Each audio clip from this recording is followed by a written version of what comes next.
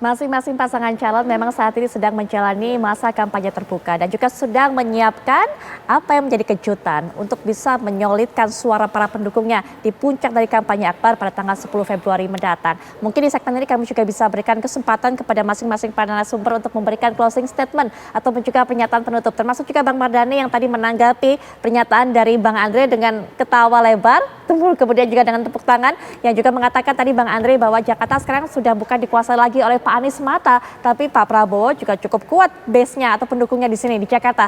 Bang Mardhani silakan. Ya mungkin kalau survei monggo saja ya, tetapi kami dari hasil pemetaan di lapangan sampai tingkat kelurahan, RT dan RW, Mas Anies Baswedan bukan cuma dipilih tapi dicintai oleh warga. Mas Anies yang bikin jalan Sudirman Tamrin yang tadinya tertutup untuk kendaraan roda 2 di zaman Pak Ahok oleh Mas Anies dibuka sehingga para ojol itu luar biasa bersyukur karena hidup lagi usahanya. Mas Anies membuat banyak sekali taman sehingga kalau teman-teman di Jakarta sangat mudah untuk menemukan taman. Jadi Mas Anies Baswedan untuk Jakarta tetap kuat dan kokoh. Dan alhamdulillah hasil surveinya terus kokoh dan naik sehingga benar-benar kami berharap 10 Februari 2024 itu menjadi salah satu titik kulminasi bagaimana suara Mas Anies di Jakarta dan di Jawa Barat, di Banten, di Jawa Tengah, di Jawa Timur, dan di Sumatera, termasuk Kalimantan, Sulawesi, itu insya Allah akan melampaui target. Kami targetnya sederhana, 35%, setara dengan 57 juta suara. Insya Allah itu terlampaui. Baik. Dan kita siap untuk bertarung secara fair, luber, dan jurdil. Jangan ada lagi penggunaan aparat negara, jangan ada lagi politisasi bansos, jangan ada lagi penggagalan kampanye karena satu lain hal yang sebetulnya itu tidak membuat kampanye jadi fun dan membuat orang nyaman. Baik, selanjutnya mungkin Bang Andre, apa yang bisa ditunggu, dinantikan oleh masyarakat selain kemudian kebenaran isu bahwa Presiden akan datang pada 10 Februari nanti di kampanye atau puncak kampanye akbar dari pasangan 02. Bang Andre silakan. Ya, yang jelas tentu sekali lagi kami tim kampanye Pak Prabowo dan Mas Gibran yang ada dari Sabang sampai Merauke di seluruh Indonesia tentu bukan hanya bekerja untuk kampanye akbar di tanggal 10 Februari, Putri. Tapi bagaimana hari per hari, jam per jam saat ini kami bekerja untuk mengeksekusi aspirasi mayoritas masyarakat yang menginginkan Pilpres ini cukup berjalan satu putaran. Dan alhamdulillah dukungan itu terlihat dengan tumbuhnya survei Pak Prabowo yang terus saat ini sudah menembus angka 50%. Ini patut kita syukuri bahwa mayoritas rakyat memang menginginkan pasangan Pak Prabowo dan Mas Gibran ini. Itu yang pertama. Dan juga menginginkan Pilpres ini berjalan dalam satu putaran. Nah, tentu sekali lagi ini harus kita kawal, kita pastikan tidak ada penyimpangan, dan juga tentu rakyat juga muak dengan segala drama Korea yang ada.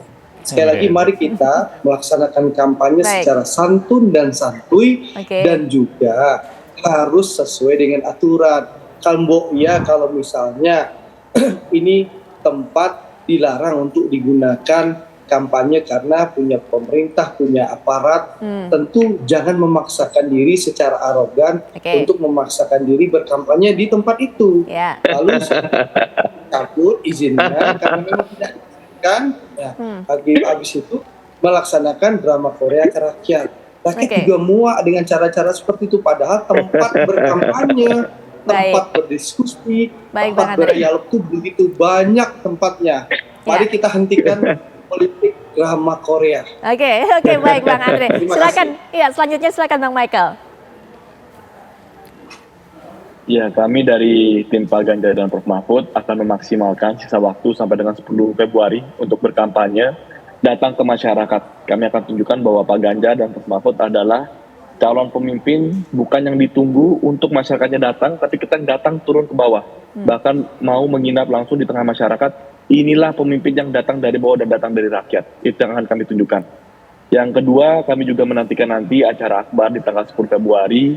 Pak Ganjar sebagai seorang yang pernah menjabat sebagai Gubernur Jawa Tengah selama 10 tahun, ingin kembali menonjolkan rekam jejak bahwa menjadi pemimpin itu mulai dari bawah, punya pencapaian, dan pernah punya karya-karya sebagai Gubernur Jawa Tengah. Jadi itu yang kita ingin hubungkan kembali kepada masyarakat, agar yang paling penting adalah pembuktian di hari H, hari pemilihan, masyarakat datang ke TPS menunjukkan isi hati nuraninya.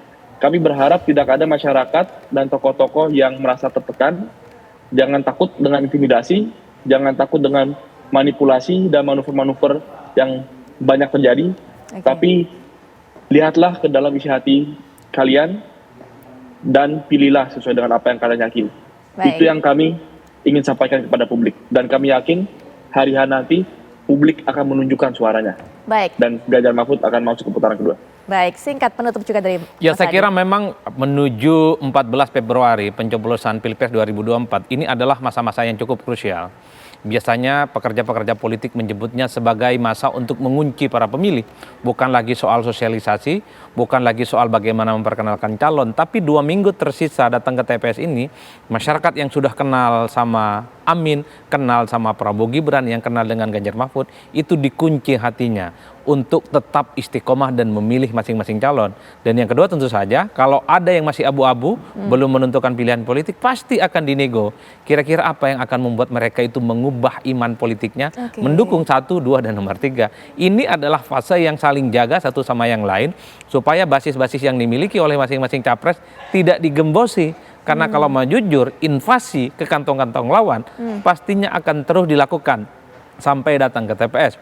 10 Februari kampanye akbar di mana ini akan menjadi penutup semua akhir dari episode kampanye sudah dilakukan. Setelah itu kan akan memasuki yang disebut dengan hari tenang. Tapi ingat Putri, hari tenang justru akan menjadi hari yang sangat tidak tenang.